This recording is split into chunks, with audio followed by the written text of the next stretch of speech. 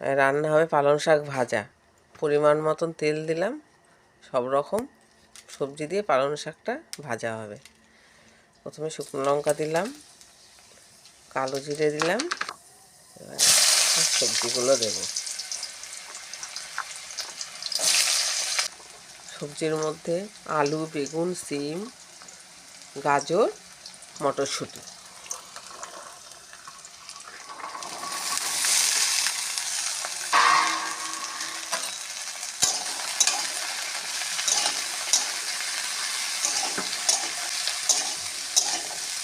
এতে কোনো মশলা পড়বে না, ও কাঁচা লঙ্কা, হলুদ, নুন দিয়ে।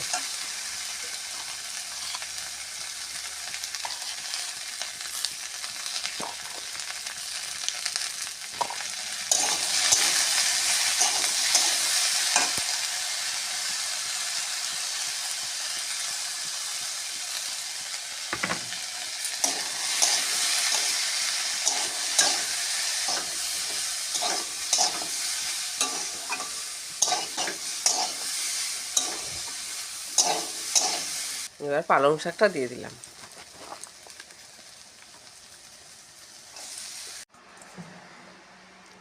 এবার ঢেকে দেবো। তা পালং শাকে জল দেওয়া চলবে না, কারণ পালং শাক দিয়ে অনেকটা জল বেরোবে, সেই জলেই সবজিগুলো সিদ্ধ হবে। ঢেকে দিলাম।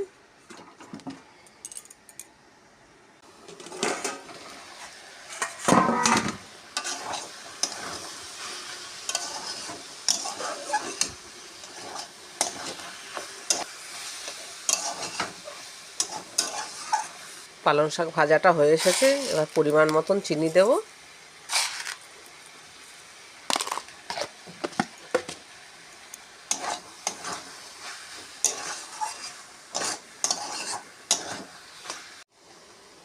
পালং শাক ভাজা রেডি।